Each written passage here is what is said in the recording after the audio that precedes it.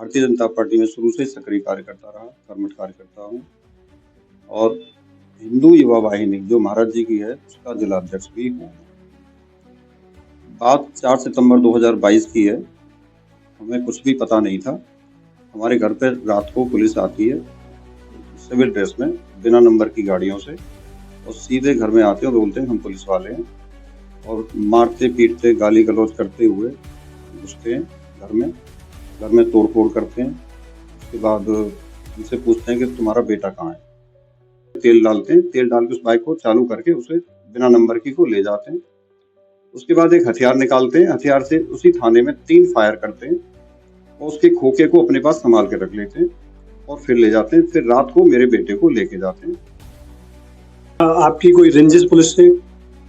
Police वाले क्यों आपके बच्चे को फर्जी इनकाउंटर करेंगे, क्यों रखेंगे, जेल क्यों कर भेजेंगे? मुझे इस बात की पूरी जानकारी नहीं है, लेकिन कुछ मुझे ऐसा लग रहा है कि शायद पैसे के लिए, भ्रष्ट या सितारे बढ़ाने के लिए, या अपना गुड वर्क दिखाने के लिए, या कुछ भी दिखाने के लिए। मुझे जानकारी इस बात की नहीं है कि पुलिस ने मेरे बेटे को क्यों रखा, और आज तक मुझे इस बात का जवाब नहीं मिला कहीं भी, न चार्जशीट में मिला, न किसी और काम में कहीं। मुझे अनजान जगह पर रखा था।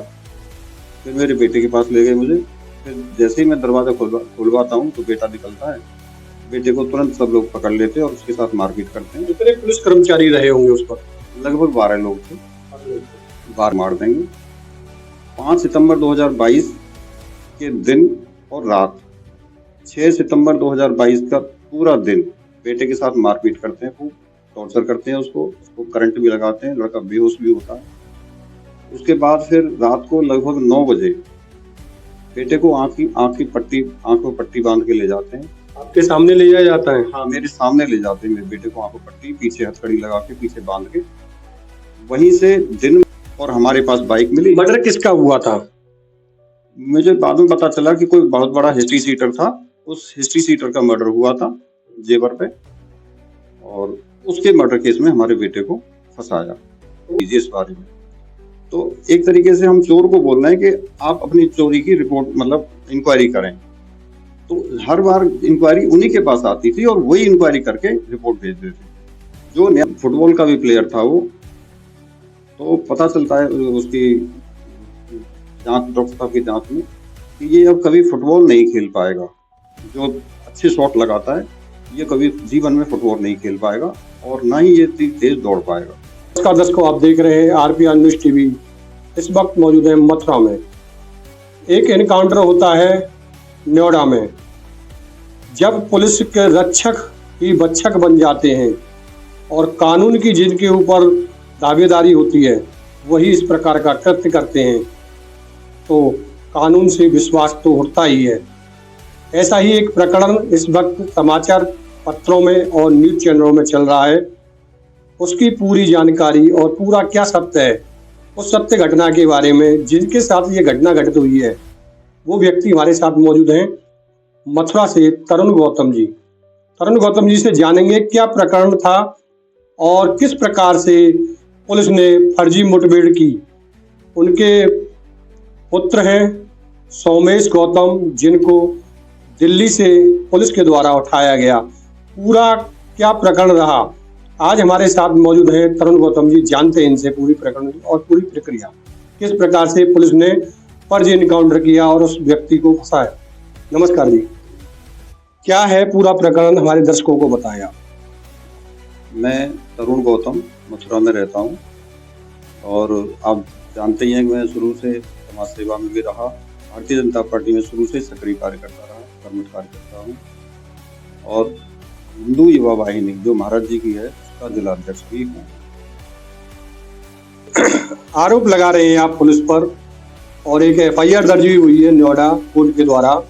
वो क्या प्रकरण रहा, किस प्रकार से आपके बच्चे पर मुठभेड़ हुई और किस प्रकार से गोली मारी गई, ये दर्शकों को पूरी जानकारी दें आप। बात 4 सितंबर 2022 की है। हमें कुछ भी पता नहीं था। हमारे घर पे रात को पुलिस आती है सिविल ड्रेस में, बिना नंबर की गाड़ियों से, और सीधे घर में आते हैं और बोलते हैं हम पुलिस वाले हैं, और मारते पीटते गाली गलौज करते हुए घुसते हैं घर में तोड़फोड़ करते हैं। उसके बाद हमसे पूछते हैं कि तुम्हारा बेटा कहाँ है। तो हम कहते हैं हमारा बेटा जो है इंजीनियर बीटेक का छात्र है और इस समय दिल्ली में कोचिंग कर रहा है, आप जो है बताओ क्या बात है। तो वो न तो अपने आईडी कार्ड दिखाते हैं, न हमें कोई वारंट दिखाते हैं, न हमें कोई किसी तरीके का कुछ भी नहीं दिखाते, न अपनी कोई पहचान बताते हैं, न वो वर्दी पहने होते हैं। उसके बाद मारते पीटते हैं, मेरे साथ मारपीट करते हैं, घर में तोड़ फोड़ करते ही हैं। उसके बाद फिर मेरी अलमारी में से पैसे निकाल लेते हैं 22,000 रुपये। उसके बाद मुझे जबरदस्ती अपने साथ पकड़ के ले जाते हैं और एक अज्ञात स्थान पे कमरे में ले जाके बंद कर देते हैं। वहाँ भी मारपीट करते हैं मेरे साथ। उसके बाद रात को करीब 4 सितंबर 2022 की रात को ही 2-2:30 बजे मुझे फिर मेरे बेटे के पास ले जाते हैं। मैं अपने बेटे के पास ले जाता हूँ उनको। मेरा बेटा लगभग हम पहुँचते हैं सुबह के 4 बजे दिल्ली, जहाँ वो मेरा बेटा रह रहा होता है। आपको पुलिस वाले कहाँ लेके गए? मुझे एग्जैक्ट जगह नहीं पता था, मुझे अनजान जगह पर रखा था। फिर मेरे बेटे के पास ले गए मुझे। फिर जैसे ही मैं दरवाजा खुलवाता हूँ तो बेटा निकलता है। बेटे को तुरंत सब लोग पकड़ लेते हैं और उसके साथ मारपीट करते हैं। कितने पुलिस कर्मचारी रहे होंगे उस वक्त? लगभग 12 लोग थे। 12 लोग थे। जब हम दिल्ली जाते हैं, दिल्ली जब मेरे साथ जाते हैं वो, तो उसमें से कुछ लोग वर्दी में थे और कुछ लोग बिना वर्दी में थे। लेकिन गाड़ियाँ प्राइवेट थी, कोई भी सरकारी गाड़ी नहीं थी, बिना नंबर की गाड़ियाँ थी। उसके बाद फिर हमें जेवर थाने लेके आते हैं लोग। जेवर थाने पे लाके और फिर बेटे के साथ खूब मारपीट करते हैं, मेरे साथ खूब मारपीट करते हैं। बेटे से उस समय तक कोई हमारे नाम पे किसी तरीके की कोई एफआईआर, कोई वारंट या किसी तरीके की अपराध हमारे ऊपर नहीं था, कोई नाम नहीं था किसी तरीके। बेटे से कहते हैं कि तू जैसे जैसे हम बोलते हैं वैसे वैसे करो, नहीं तो हम तेरे बाप को मार देंगे, तुझे मार देंगे। मुझसे कहते हैं कि चुपचाप शांति से रहना, अगर हमारे खिलाफ कोई बोला तो हम तेरे बेटे को मार देंगे। 5 सितंबर 2022 के दिन और रात, 6 सितंबर 2022 का पूरा दिन बेटे के साथ मारपीट करते हैं, खूब टॉर्चर करते हैं उसको करंट भी लगाते हैं। उसके बाद फिर रात को लगभग 9 बजे बेटे को आंखों पट्टी बांध के ले जाते हैं। आपके सामने ले जाया जाता है? हाँ, मेरे सामने ले जाते हैं मेरे बेटे को आंखों पट्टी, पीछे हथकड़ी लगा के, पीछे बांध के। वहीं से दिन में शाम के 6 बजे के आसपास मैं देख रहा था थाने में एक बाइक खड़ी होती है, उस बाइक को चालू करते हैं पुलिस वाले और उसमें बाइक में तेल डालते हैं। तेल डाल के उस बाइक को चालू करके उसे बिना नंबर की को ले जाते हैं।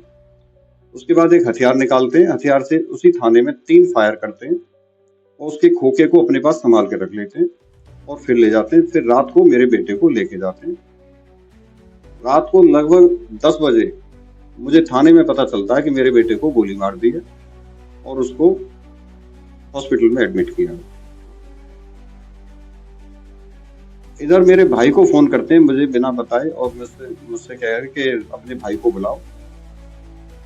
तो मेरे भाई को बुलाते हैं लोग और उससे कहते हैं कि तेरे भतीजे को तो हमने जेल भेज दिया है, तेरे भाई को भी भेज रहे हैं, अगर तेरे भाई को बचाना है तुझे तो 1 लाख रुपए लेके थाने आ जाओ और अपने भाई को ले जाओ। पुलिस के द्वारा डिमांड की गई थी? जेवर थाने के द्वारा जेवर थाने की पुलिस के द्वारा डिमांड की गई थी। तो मेरा भाई घबरा जाता है और वो 1 लाख रुपए लेके थाने आता है। थाने आके पुलिस वालों को पैसा देता है, तब फिर मुझसे वहां से रात के 11 बजे लगभग वहां से छोड़ दी पुलिस। लेकिन मेरा मोबाइल नहीं देती, मेरा मोबाइल 1-2 दिन के बाद देती है। उसके बाद 6 सितंबर 2022 में के रात के 10 बजे तक भी बेटे के नाम पे कोई मुकदमा नहीं होता, कोई केस नहीं होता, कोई एफआईआर, किसी एफआईआर में नाम नहीं होता, कहीं कोई उसका रिकॉर्ड नहीं होता। रात के 10 बजे एफआईआर लिखी जाती है बेटे के नाम पे कि ये इससे चोरी की बाइक मिली है, इसके पास वेपन मिला, इसने उस वेपन से हम पुलिस वालों पे फायर किया, फिर हमने फायर किया, हमारी गोली इस लड़के को लगी। इस तरीके से फर्जी केस बना के वो बेटे को जेल भेजने की तैयारी करते हैं। मुझे छोड़ देते हैं। फिर मैं अपनी जानकारी करता हूँ। तो पहले अपनी घर वाले जाते हैं मुझसे पीछे, जब मुझे ले गई थी पुलिस तो रिफाइनरी थाने में जाते हैं तो पता चलता है कि हाँ पुलिस वाले ही थे जो आपके घर आए थे। पुलिस वाले नाम भी बताते हैं कि इनके ये नाम थे, जेवर थाने से आए थे। उसके बाद फिर मैं क्या उस वक्त लोकल पुलिस भी आपके से घर पर आई थी? ये मुझे ध्यान नहीं है, लोकल पुलिस का मुझे ध्यान नहीं है कि लोकल पुलिस का कोई आदमी आया था कि नहीं आया था, मेरी जानकारी में ये बात नहीं है। हो सकता है आए हों, बाहर खड़े हों या कुछ और, मुझे जानकारी नहीं। इसके बाद फिर मैं अपनी पार्टी के पदाधिकारियों से बात करता हूँ, संगठन के पदाधिकारियों से बात करता हूँ, तो सभी लोग कहते हैं कि भाई हम बात करेंगे। और कुछ लोगों ने बात भी की वहाँ के डीसीपी से, नोएडा के डीसीपी से। तो नोएडा के डीसीपी ने कहा कि नहीं साहब, लड़का जो है अपराधी है और उसको उसने पुलिस पे फायर किया और इस तरीके से उसने एक्सेप्ट किया कि मैंने मर्डर किया, तो हमने उसे इसलिए जेल भेजा। लेकिन वो सच्चाई नहीं थी, वो सब झूठ था। और यही बात उन्होंने सभी इंक्वायरियों में, सभी बातों में सभी जहाँ से कोई बात होती थी तो वो अपना एक ही जवाब देते थे कि नहीं, लड़का अपराधी है। मुझे आज तक पता नहीं चला कि पुलिस ने किस आधार पर लड़के को अपराधी माना और उसके साथ इतनी बड़ी घटना की।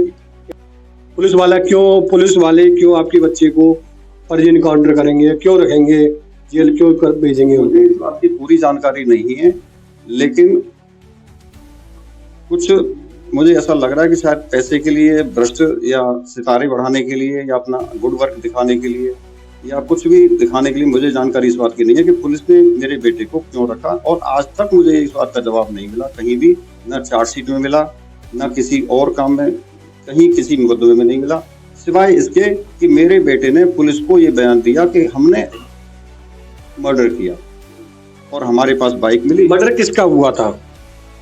मुझे बाद में पता चला कि कोई बहुत बड़ा हिस्ट्री सीटर था, उस हिस्ट्री सीटर का मर्डर हुआ था जेवर पे, और उसके मर्डर केस में हमारे बेटे को फंसाया। तो पुलिस वाले ने कोई ना कोई तो सुराग मिला होगा आपके बेटे के खिलाफ, तभी तो पुलिस वाले आए होंगे। बताया गया कि किसी के फोन में मेरे बेटे का नंबर मिला, लेकिन ये बात भी गले नहीं उतरती किसी तरीके से कि एक फोन में नंबर मिलने से आप जो है किसी को अपराधी बना दोगे।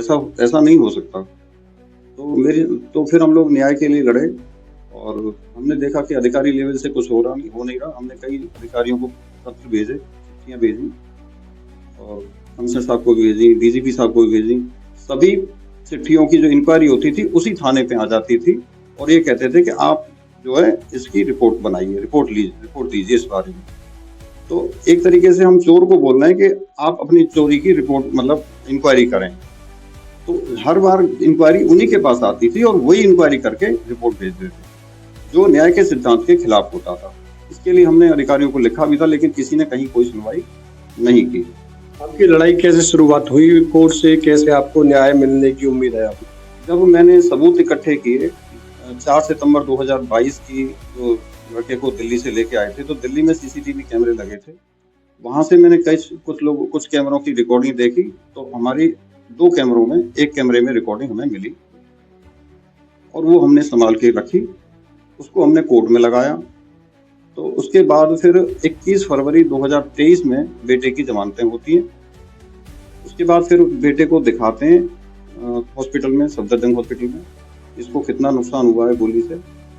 तो जो बेटा नेशनल लेवल का प्लेयर था, कालीकट NIIT की तरफ से खेला था वॉलीबॉल और रिबॉन्ड गेम्स, और फुटबॉल का भी प्लेयर था वो। तो पता चलता है उसकी जांच, डॉक्टर साहब की जांच में, कि ये अब कभी फुटबॉल नहीं खेल पाएगा।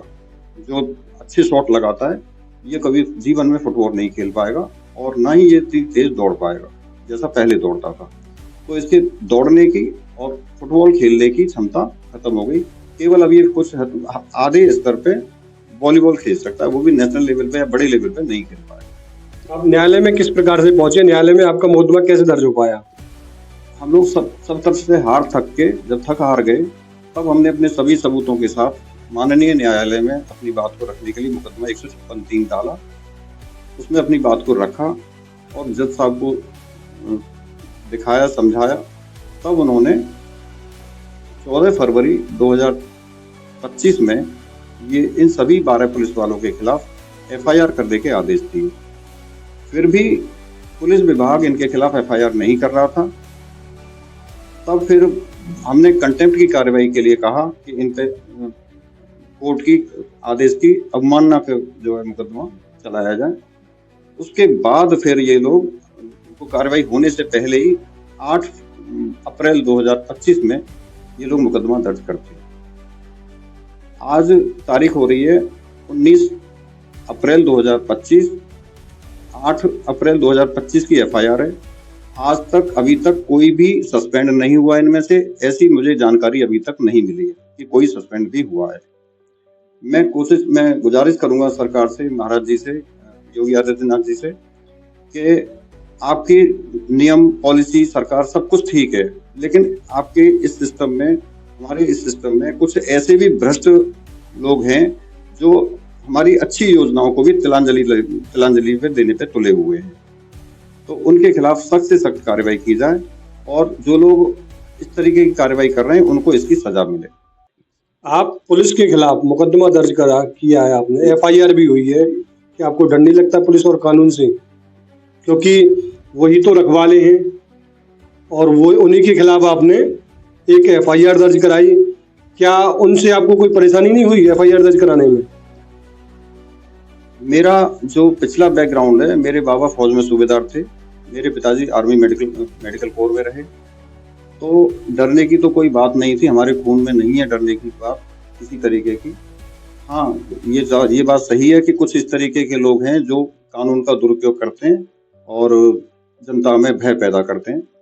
उसके लिए फिर माननीय न्यायालय मौजूद है, माननीय न्यायालय में हम लोग लड़ाई लड़ रहे हैं और हमें उम्मीद है कि हमें न्याय जरूर मिलेगा। डर तो लगता है और हमें कई बार धमकाया गया, कई बार डराया गया कि अपना केस वापस ले लो, नहीं तो तुम्हें जान से मार देंगे, तुम्हारे लड़के को मार देंगे, तुम्हारा घर परिवार सब खत्म कर देंगे। इस प्रकार की धमकी किसने दी? इन्हीं पुलिस वालों का नाम लेकर कुछ लोगों ने धमकी दी जो उनके चेहरे ढके हुए थे कोर्ट के बाहर, और ऐसा कई बार हुआ। हमने इसकी शिकायत भी लिखी, कमिश्नर साहब को नोएडा में शिकायत भेजी, संबंधित थाने में भी गए, लेकिन उन्होंने शिकायत तो ले ली, लेकिन कोई कार्रवाई अभी तक नहीं हुई है। अगर आपके साथ में, आपके बच्चे के साथ में कोई बड़ी दुर्घटना हो जाती है या कोई अन्य घटना हो जाती है, क्या लगता है कि इन्हीं की साजिश हो सकती है? हाँ, 100%, बिल्कुल 100% है कि इन्हीं की साजिश हो सकती है अगर हमारे साथ कोई घटना होती है। जैसे कि पुलिस पर आपने गंभीर आरोप लगाया है, मुकदमा दर्ज भी हुआ है कोर्ट में, तो ऐसे पुलिस कर्मचारियों के खिलाफ क्या कहना चाहोगे आप?